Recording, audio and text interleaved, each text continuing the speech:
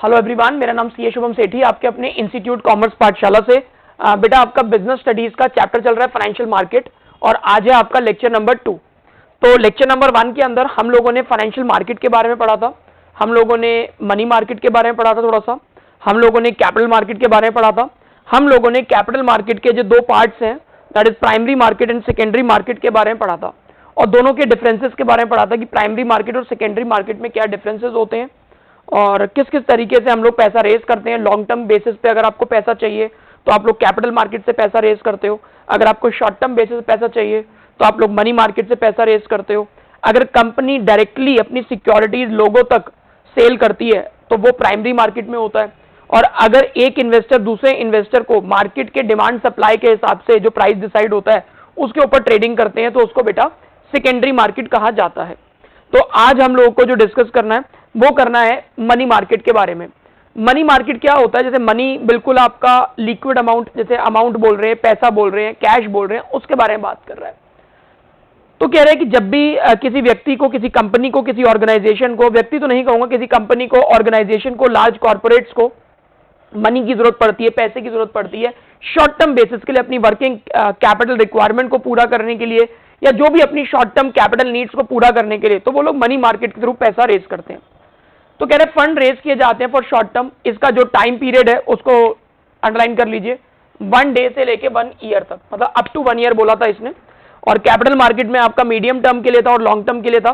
तो medium term हो जाता है 1 साल से लेकर 5 साल तक, और लॉन्ग टर्म हो जाता है अगर 5 साल से भी ज्यादा के लिए चाहिए तो वो लॉन्ग टर्म तक। तो यहां पर कह रहे हैं कि main objective is to finance the working capital. तो मेन ऑब्जेक्टिव क्या है? वर्किंग कैपिटल को, जो हमारे डे टू डे ऑपरेशंस के लिए हमें पैसा चाहिए होता है, उसको, पैसे को रेज करने के लिए जो हमारा रिक्वायरमेंट है वो हमारा मनी मार्केट जो है वो पूरा कर देता है जी। फिर कहते हैं जो इंस्ट्रूमेंट्स है मेन, जैसे अगर आपने कैपिटल मार्केट में पढ़ा था तो कैपिटल मार्केट के अंदर हमारे पास जो मेन इंस्ट्रूमेंट्स है वो होते हैं हमारे equity share, preference share, debenture, bonds. उसी तरीके से मनी मार्केट के अंदर जो हमारे इंस्ट्रूमेंट्स हैं वो है कमर्शियल पेपर्स, ट्रेजरी बिल्स, जिन्हें टी बिल्स कहा जाता है, टी बिल कहा जाता है, जीरो कूपन बॉन्ड कहा जाता है। बताऊंगा इसका मतलब क्या है, इसका नाम जीरो कूपन बॉन्ड क्यों है ये भी बताऊंगा, सर्टिफिकेट ऑफ डिपॉजिट वगैरह।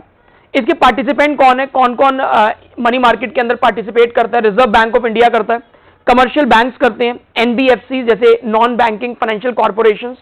एनबीएफसी इसका बेटा जी एग्जांपल है, जैसे आपका इंडिया बुल्स हो गया, डीएचएफएल हो गया, मुथूट फाइनेंस हो गया। मतलब जो बैंक्स नहीं है लेकिन काम वो बैंक का ही करते हैं, उन्हें बोलते हैं NBFC, that is non banking financial corporation. Mutual fund companies हो गई, इनको रेगुलेट कौन करता है? Reserve bank of India. Capital market को रेगुलेट कौन कर रहा था? SEBI, that is securities exchange board of India. 1 number के हिसाब से क्वेश्चन को याद रखिएगा। और मनी मार्केट को रेगुलेट करने वाला, कंट्रोल करने वाला, रूल्स एंड रेगुलेशन बनाने वाला कौन है? Reserve bank of India.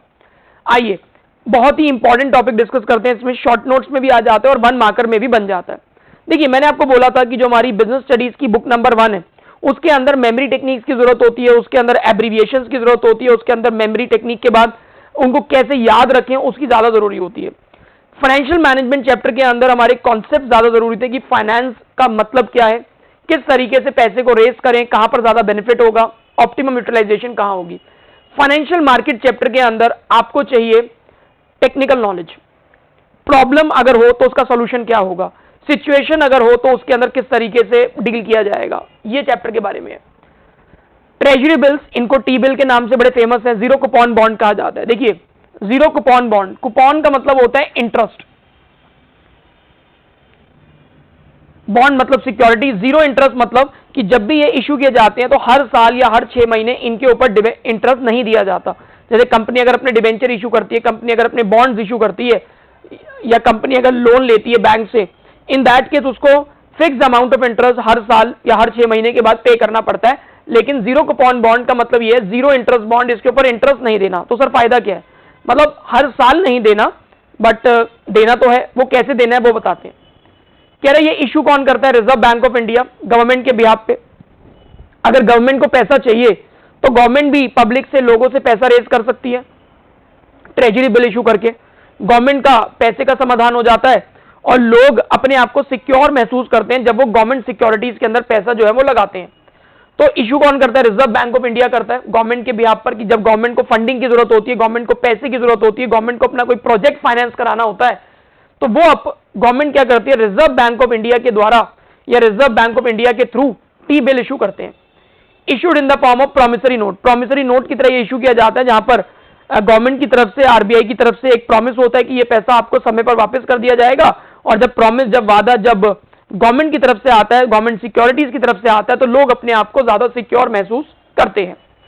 कह रहे हैं मिनिमम अमाउंट, देखिए एक नंबर में आ जाता है मिनिमम अमाउंट, आप इसमें कितना इन्वेस्ट कर सकते हैं, 25,000, तो 25,000, और इसी के मल्टीपल्स में इन्वेस्ट होता है टी बिल में, 25,000, 50,000, 75,000, 1 लाख, 1.25 लाख, 1.5 लाख, 25,000 के मल्टीपल्स में। इसका तरीका क्या है, डिस्काउंट पे इशू होता है, जैसे less than the face value, और रिडेम्पशन होती है इसकी फेस वैल्यू पे। कहने का मतलब, मान लीजिए, एग्जांपल दे रहा हूं सिर्फ आपको, मान लीजिए कि अगर आपका एक 25,000 रुपए का टी बिल है, तो वो 24,000 रुपए पे इशू हो जाएगा। तो लोगों को पे कितने करने पड़ेंगे टी बिल को खरीदने के लिए, 24,000, और जो भी उसकी लाइफ होगी, उस लाइफ के बाद, मतलब जो भी उसकी लाइफ होगी, उस लाइफ के बाद उसके जो पैसे वापस होंगे तो वो होंगे 25,000। तो 1,000 रुपए का बेनिफिट हो जाता है जो भी व्यक्ति इसके अंदर पैसे लगा रहा है। मतलब मैंने आपको हाइपोथेटिकली कुछ फिगर्स दिए हैं, मतलब हर साल इंटरेस्ट पे नहीं करना होता इसके ऊपर, क्योंकि ये लॉन्ग टर्म वैसे भी नहीं है, या इसके ऊपर इंटरेस्ट नहीं देना होता हर महीने या हर हफ्ते, लेकिन हाँ अमाउंट आपका डिस्काउंट पे इशू होता है और फेस वैल्यू पे रिडीम होता है। कह रहे जो इशू प्राइस का और रिडम्पशन वैल्यू का डिफरेंस होता है उसी को इंटरेस्ट कहते हैं, और इसको डिस्काउंट का नाम भी दिया गया है। तो ये होते हैं बेटा जी टी बिल। तो इसकी इंपॉर्टेंट जो पॉइंट्स हैं उनको देख लीजिए, ये सारे इंपॉर्टेंट पॉइंटर्स हैं जिसमें एक एक नंबर के क्वेश्चन बन जाते हैं, और अगर आपका शॉर्ट नोट भी आ जाता है तो आप इसको ये लिख सकते हैं। कह रहे आरबीआई इशू करती है गवर्नमेंट के बिहाफ पर, प्रॉमिसरी नोट के फॉर्म में इसको इशू किया जाता है, 25,000 रुपए के मल्टीपल्स में इसमें पैसा इन्वेस्ट करते हैं, फेस वैल्यू से कम पे इशू होता है और फेस वैल्यू पे इसकी रिपेमेंट होती है, और जो भी डिफरेंस अमाउंट होता है उसे इंटरेस्ट कहते हैं। तो ये होता है आपका टी बिल। तो जब गवर्नमेंट को पैसे की जरूरत होती है तो वो आरबीआई के थ्रू बॉन्ड्स इशू करवाते हैं, उन्हें बोला जाता है T bill, that is treasury bill. तो मतलब आपको पता होना चाहिए कि कौन सी सिक्योरिटी किन हालातों में इशू की जाती है और कौन इशू करता है, ये जानना बहुत ज्यादा जरूरी है कॉन्सेप्चुअल नॉलेज के लिए, और टेक्निकल नॉलेज तभी आएगी जब कॉन्सेप्चुअल नॉलेज स्ट्रांग होगी। अगले आता है बेटा कमर्शियल पेपर। कमर्शियल पेपर को समझने के लिए आपको पहले मेरी एक स्टोरी सुननी पड़ेगी, और स्टोरी सुनने के बाद फिर मैं आपको कमर्शियल पेपर के बारे में, जो हमारी एनसीईआरटी की लैंग्वेज है ये वाली, ये आपको समझ में आएगी। तो एक कहानी कुछ इस तरीके से है कि गवर्नमेंट को अगर कभी रोड्स बनानी होती हैं, गवर्नमेंट को अगर डैम्स बनवाने होते हैं, गवर्नमेंट को अगर ब्रिजेस बनाने होते हैं, गवर्नमेंट को अगर रेलवे स्टेशन बनवाने होते हैं, गवर्नमेंट को अगर एयरपोर्ट बनवाने होते हैं, तो गवर्नमेंट क्या करती है, उसके टेंडर निकालती है, और जो डिफरेंट कंस्ट्रक्शन कंपनीज होती हैं, लीडिंग कंस्ट्रक्शन कंपनीज होती हैं, बड़ी कंस्ट्रक्शन कंपनी होती हैं, वो उसके अंदर टेंडर डालते हैं, मतलब अपना अपना प्राइस कोट करते हैं कि मेरे हिसाब से इस काम का इतना पैसा होना चाहिए, मेरे हिसाब से इतना पैसा होना चाहिए। फिर गवर्नमेंट डिसाइड करती है कि किसको टेंडर देना है। तो मान लीजिए कि गवर्नमेंट को एक पर्टिकुलर जगह पे रोड्स बनवानी थी, तो गवर्नमेंट ने बोला कि अपनी अपनी बिडिंग दीजिए, जो जो कंपनी इस रोड को बनाने के लिए या इन रोड्स को बनाने के लिए अपना टेंडर देना चाहती है, तो वो बताइए। जैसे मान लीजिए कि आपका एक हाईवे बनवाना है, तो उसके लिए सब कंपनी ने अपना अपना टेंडर डाला, और उसमें कॉन्ट्रैक्ट मिल गया L&T को। L&T बहुत फेमस कंस्ट्रक्शन कंपनी है, जानते होंगे आप लोग, कभी अगर हाईवे से जाएं कभी आउट ऑफ स्टेशन तो आपको जगह जगह पे होर्डिंग मिलती है L&T की। तो हमारा रिलायंस भी है इसके अंदर इंफ्रा, और L&T भी है। तो L&T को ये कॉन्ट्रैक्ट दे दिया गया, कुछ रोड्स थी जो बनानी थी, कॉन्ट्रैक्ट था 20,000 करोड़ का। अब L&T को अगर 20,000 करोड़ का कॉन्ट्रैक्ट मिला तो कुछ पैसे तो L&T के पास पड़े होंगे, लेकिन ऑब्वियसली एकदम से 20,000 करोड़ उसके पास पड़े हो जरूरी नहीं है, तो उसको पैसे की जरूरत थी, फंड्स की जरूरत थी। तो L&T जो था वो एक पर्टिकुलर बैंक के पास गया, मान लीजिए वो स्टेट बैंक ऑफ इंडिया हो सकता है, वो ICICI बैंक हो सकता है, कोई बड़े बैंक के पास गए। अब क्या हुआ, उन्होंने बैंक के पास अपना प्रोजेक्ट सबमिट किया, और गवर्नमेंट का जो मिला हुआ कॉन्ट्रैक्ट था वो उनके पास सबमिट किया, और जितनी भी लीगल फॉर्मेलिटीज होती हैं, पेपर वर्क होता है, वो सारा उन्होंने बैंक के पास जमा किया। उन्होंने बोला कि हमें 20,000 करोड़ का कॉन्ट्रैक्ट मिला गवर्नमेंट के द्वारा। तो बैंक भी अपने आप को कंफर्टेबल महसूस करता है कि गवर्नमेंट तो कम से कम पैसे नहीं मारेगी, गवर्नमेंट पूरे के पूरे पैसे जो है वो L&T कंपनी को दे देगी। तो L&T ने अप्रोच किया बैंक को, बैंक ने सारी लीगल फॉर्मेलिटीज चेक करने के बाद, नेटवर्क चेक करने के बाद, टर्नओवर चेक करने के बाद, कंपनी की रेपुटेशन चेक करने के बाद, कॉन्ट्रैक्ट की वैलिडिटी को चेक करने के बाद 15,000 करोड़ का लोन जो है वो सैंक्शन कर दिया। यार करेगी लोन सैंक्शन, क्योंकि गवर्नमेंट कॉन्ट्रैक्ट मिला है भाई, गवर्नमेंट कॉन्ट्रैक्ट मिला है तो 100% चांसेस है कि वो पैसा मिल ही जाएगा। तो बैंक अपने आप को सिक्योर महसूस करता है, बैंक तो अपने आप को खुश नसीब समझता है। कि चलो यार हमसे लोन लिया, क्योंकि भैया अगर 15,000 करोड़ का लोन है तो इंटरेस्ट भी मोटा ही होगा। अब क्या हुआ, बैंक ने लोन दे दिया 15,000 करोड़ का, लेकिन बहुत बड़ा अमाउंट था। तो बैंक ने बोला कि भाई एकदम से 15,000 करोड़ तो दे नहीं पाएंगे, हमें थोड़ा समय दो, हम आपको धीरे धीरे करके पैसे दे पाएंगे। तो हमने बोला कैसे पैसे दोगे? L&T ने बोला कैसे दोगे? कह रहे 3 महीने के बाद देंगे आपको 6,000 करोड़ रुपए, 6 महीने के बाद आपको देंगे 6,000 करोड़ रुपए, और 9 महीने के बाद देंगे आपको 3,000 करोड़ रुपए। तो कहने का मतलब 3-3 महीने के गैप पे आपको पैसे देंगे, एकदम से पैसे नहीं देंगे। L&T कह रही है कौन सा मुझे एकदम से पैसे भी चाहिए, ये तो है नहीं कि भैया रोड बनानी है तो इकट्ठे के इकट्ठे मुझे पैसे लग जाएंगे। तो डन हो गया जी। लेकिन अब प्रॉब्लम आ गई। प्रॉब्लम क्या आई? सब कुछ सेट चल रहा है, सब कुछ बढ़िया चल रहा है कि गवर्नमेंट ने L&T को कॉन्ट्रैक्ट दिया, L&T ने बैंक में प्रपोजल डाला, बैंक ने लोन को सैंक्शन कर दिया और सैंक्शन भी हो गया। लेकिन अब पैसा मिलेगा 3 महीने के बाद और काम शुरू करना है अब भैया इतना बड़ा अमाउंट था तो एकदम से बैंक कैसे दे देगी? तो बैंक को भी थोड़ा टाइम चाहिए ना पैसे अरेंज करने के लिए। कितना पैसा दे देगी भैया? ये 50 करोड़ 100 करोड़ की बात थोड़ी है, 15,000 करोड़ की बात थी। हो सकता है कि बैंक और किसी बैंक के साथ ज्वाइंट वेंचर करे, हो सकता है कि बैंक दूसरे बैंक के साथ बात करे, 3-4-5 बैंक मिलकर लोन प्रोवाइड करें, या जो भी अपना कंसोर्शियम या ग्रुप बनाकर वो काम करें। तो 3 महीने का समय मांगा बैंक ने पैसा देने के लिए। अब वहां पर आ गई प्रॉब्लम। L&T कह रही है मुझे काम तो शुरू करना है 2 महीने के मुझे काम शुरू करना है 15 दिन के बाद और पैसे मिलेंगे 3 महीने के बाद। अब मैं क्या करूं? इस प्रॉब्लम का सॉल्यूशन देने के लिए बेटा जी जन्म हुआ कमर्शियल पेपर का। कहानी समझ में आ गई? कहानी एक बार दोबारा समझ लो। कमर्शियल पेपर की कहानी क्या है कि गवर्नमेंट से कोई कॉन्ट्रैक्ट मिला, अब हमने बैंक में प्रपोजल डाला, बैंक ने सैंक्शन कर दिया, लेकिन पैसा रिलीज करने के लिए बैंक थोड़ा समय चाहता है क्योंकि मोटा अमाउंट होता है, बड़ा अमाउंट होता है। तो हम लोग जिस दिन लोन सैंक्शन हुआ वहां से लेकर जब वो बैंक पैसा रिलीज करेगा वहां तक का समय कैसे गुजारें, समय कैसे निकाले, वहां तक का काम रुक जाएगा, दिक्कत हो जाएगी, प्रॉब्लम हो गई। प्रॉब्लम होता है तो सॉल्यूशन होता है। सॉल्यूशन क्या है उसका? Commercial market, commercial paper. एक बारी मैं इसको रब कर रहा हूं, इसको नोट डाउन कर लो, और इसको भी रब करूंगा, ठीक है, और इसको भी रब करूंगा। मैं ये वाले दोनों साइड पे बोर्ड रब कर रहा हूं। कमर्शियल पेपर का जन्म कहां हुआ? जहां पर प्रॉब्लम आई। अब उस प्रॉब्लम का सॉल्यूशन देने के लिए जन्म हुआ कमर्शियल पेपर का। नोट डाउन करिए इसको और इसको फटाफट से। अब क्या हुआ? काम शुरू करना था, पैसे 3 महीने के बाद आएंगे। तो L&T घबरा गई। L&T कह रही है भाई कैसे करें, कैसे करें, दिक्कत हो गई, अपने पैसे भी एकदम से नहीं पड़े हमारे पास, तो हम क्या करें? तो L&T ने रिजर्व बैंक ऑफ इंडिया के पास अप्रोच लगाई।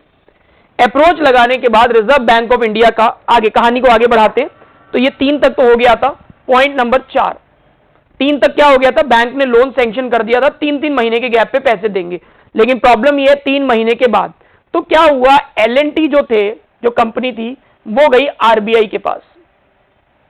किस लिए गई? For taking permission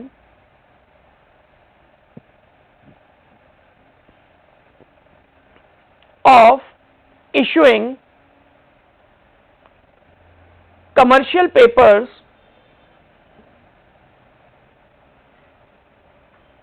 of 6,000 crores for 3 months। RBI से परमिशन मांगी। RBI हमें जरा 3 महीने के लिए कमर्शियल पेपर मार्केट में इशू करने की परमिशन दे दो। ये देखो हमें कॉन्ट्रैक्ट दे रखा है भारत सरकार ने, ये देखो हमें SBI ने, स्टेट बैंक ऑफ इंडिया ने लोन ग्रांट कर रखा है। तो RBI ने पूछा बेटे L&T से तुम पैसे वापस कैसे करोगे? सर ये देखो SBI ने बोला है कि 3 महीने के बाद 6,000 करोड़ रुपए देंगे तो मैं आपके वापस कर दूंगा। तो RBI ने उनकी नेटवर्क चेक करी, RBI ने उनकी डिटेल्स चेक करी, RBI ने उनका सारा कुछ चेक करने के बाद अलाउ किया कि आप लोग 3 महीने के लिए, RBI ने क्या अलाउ किया? RBI ने अलाउ किया आप अभी 3,000 करोड़ की कमर्शियल पेपर इशू कर सकते हो। देखो जरूरी नहीं है ना कि सारा ही परमिशन मिल जाए, हो सकता है उससे परमिशन कम मिले। तो 3,000 करोड़ की RBI ने अलाउ कर दिया कि आप कमर्शियल पेपर इशू कर सकते हो। तो ठीक है, तो बैंक L&T ने क्या किया, 3000 करोड़ के, अच्छा किस मल्टीपल में होंगे, ये आपकी 5 लाख के मल्टीपल्स में होते हैं। एक कमर्शियल पेपर 5 लाख रुपए का होता है। अब ये कमर्शियल पेपर इन्होंने 3000 करोड़ के मार्केट में इशू कर लिए, अपने शॉर्ट टर्म फाइनेंस को, शॉर्ट टर्म कैपिटल रिक्वायरमेंट को फाइनेंस करवा लिया। तो कहानी कुछ इस तरीके से थी। इसको ब्रिज फाइनेंसिंग का नाम भी दिया गया है। क्या बोला गया है इसको बेटा जी, इसको बोला गया है, ये जो आपका कमर्शियल पेपर है इसको बोला गया है ब्रिज फाइनेंसिंग। ये भी आपका शॉर्ट नोट में आ जाता है। अच्छा, ब्रिज का काम क्या होता है, ब्रिज का काम होता है एक रास्ते को दूसरे रास्ते से जोड़ना। तो ब्रिज फाइनेंसिंग क्या करता है, ब्रिज फाइनेंसिंग दो चीजों को जोड़ता है।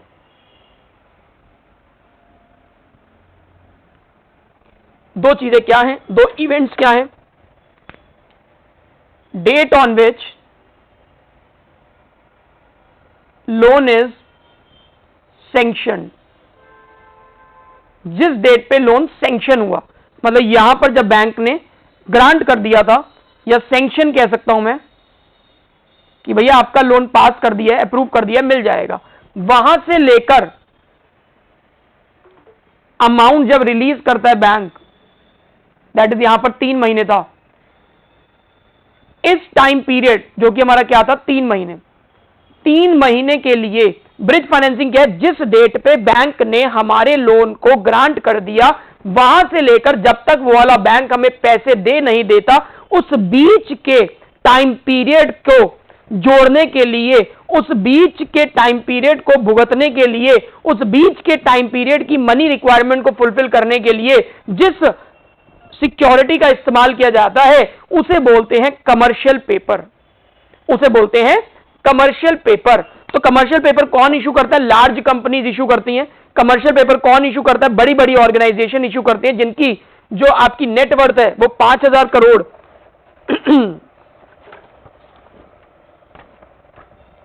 जिनकी नेटवर्थ जो होती है वो 5 करोड़, 5000 करोड़ बोल दिया मैंने, नेटवर्थ जो होती है वो 5 करोड़ या उससे ज्यादा होती है। मिनिमम जो उनकी करंट रेशियो होती है, ये लिखा देखो, कौन सी कंपनी इशू कर सकती है, इसकी लाइफ क्या होती है 15 दिन से लेकर 1 साल, तभी तो ये मनी मार्केट इंस्ट्रूमेंट है, क्योंकि अप टू 1 ईयर की लाइफ है।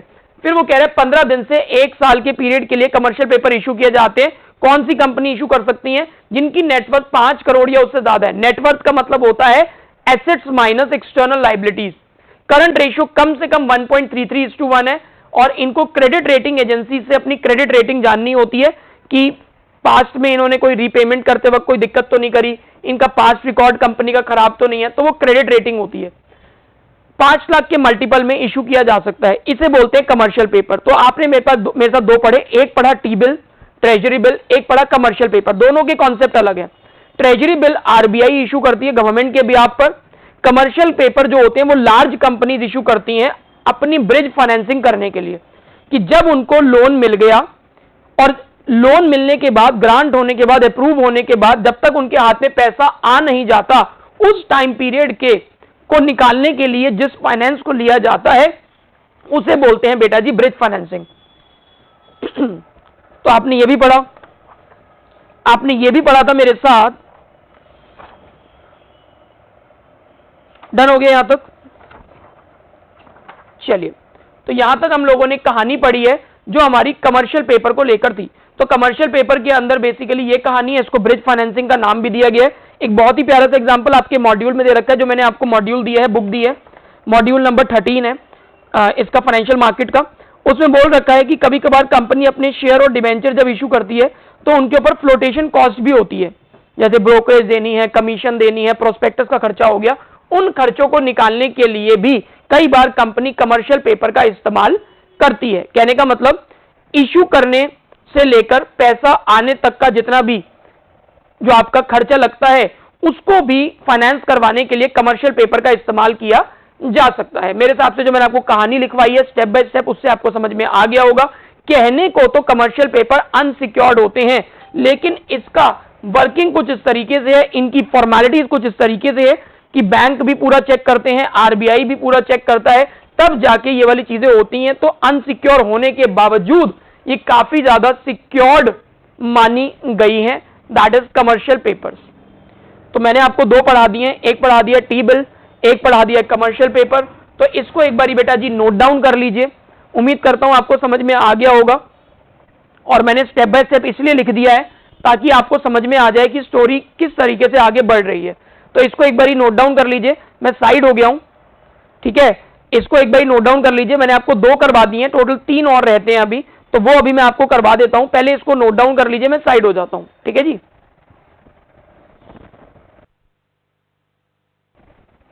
हाँ बेटा, तो बेसिकली यहाँ पर क्या था, हमारे पास 2 पॉइंट आप लोगों ने ऑलरेडी पढ़ लिए थे। एक था आपके पास ट्रेजरी बिल, जिसको टी बिल कहा जाता था, और जिसे हम लोग जीरो कूपन बॉन्ड भी कहते थे, और उसको हमारा इशू करता था आरबीआई सेंट्रल गवर्नमेंट के लिए, कि जब भी मतलब गवर्नमेंट के लिए, चाहे वो सेंट्रल हो चाहे वो स्टेट हो, तो बेसिकली क्या है कि गवर्नमेंट के लिए जब भी पैसे की जरूरत होती थी तो वो आरबीआई का सहारा लेके टी बिल इशू करते हैं, ट्रेजरी बिल इशू करते थे। फिर आपने पढ़ा था कमर्शियल पेपर, बहुत ही मजेदार कहानी थी कमर्शियल पेपर की।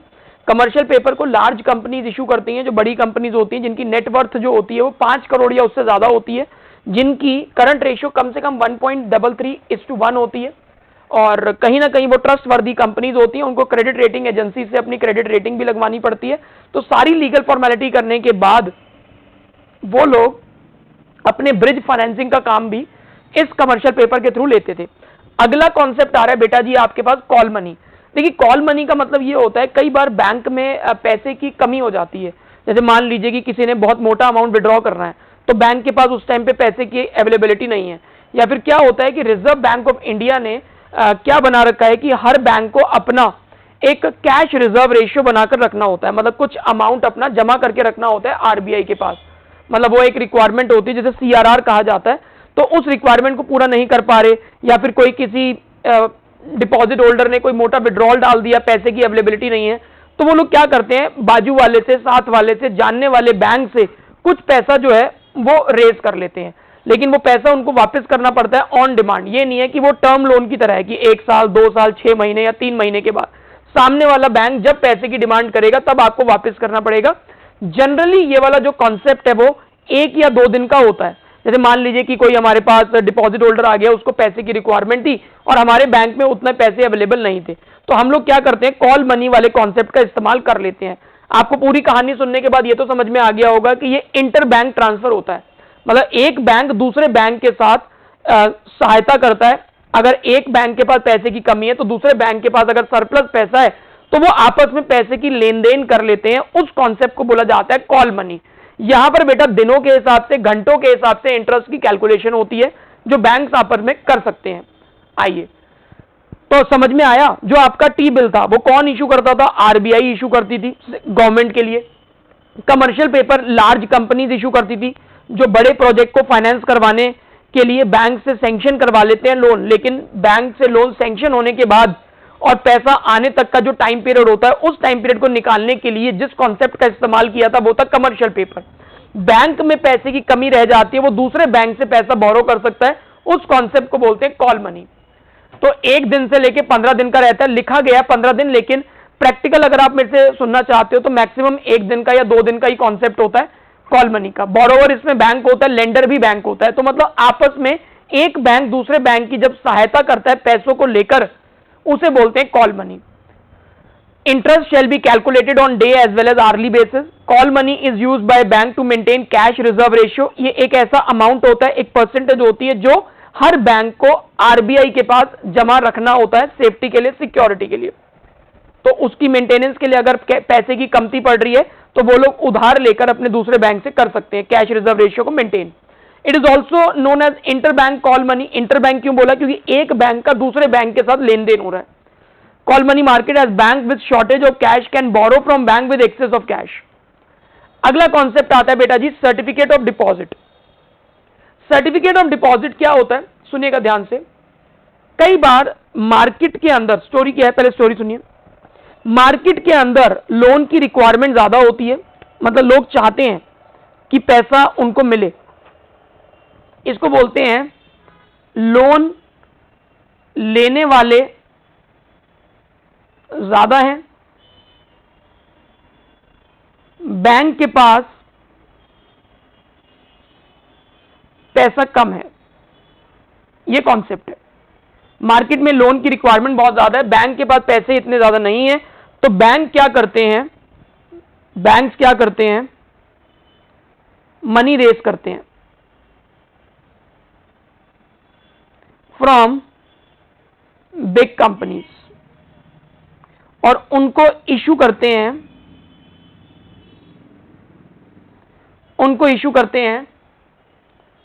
सर्टिफिकेट ऑफ डिपॉजिट्स, इशू करते हैं सर्टिफिकेट ऑफ डिपॉजिट। तो लोन लेने वाले ज्यादा हैं, बैंक के पास पैसा कम है, तो बैंक क्या करते हैं, लार्ज कंपनीज के पास, कॉर्पोरेट के पास पैसे के लिए जाते हैं। तो लार्ज कंपनी और कॉर्पोरेट्स के पास, जिनके पास सरप्लस पैसे पड़े होते हैं, रिलायंस हो गए, टाटाज हो गए, आदित्य बिरला हो गए, तो इनके पास एक्स्ट्रा पैसे पड़े होते हैं, तो वो बैंक्स को पैसे दे देते हैं और बैंक उनको बदले में दे देता है सर्टिफिकेट ऑफ डिपॉजिट्स। तो उस केस में इनका जो इंटरेस्ट अमाउंट पे किया जाता है कंपनीज को, वो ज्यादातर ज्यादा अमाउंट का होता है। तो अब कह रहे हैं unsecured short term instrument in bearer form, bearer होता है कि it can be easily transferable, issued by commercial bank and development financial institutions against the deposits kept by the companies and institutions, कि जो डिपॉजिट उन्होंने companies ने, financial institutions ने हमें दिए होते हैं, उनके बदले में।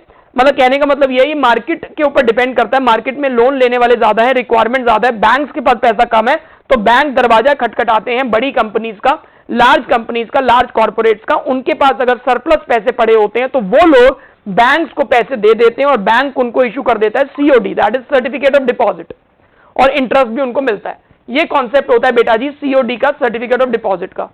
अगला आता है आपके पास कमर्शियल बिल। कमर्शियल बिल वाला 90% आपको आता है, 10% मुझे करवाना है।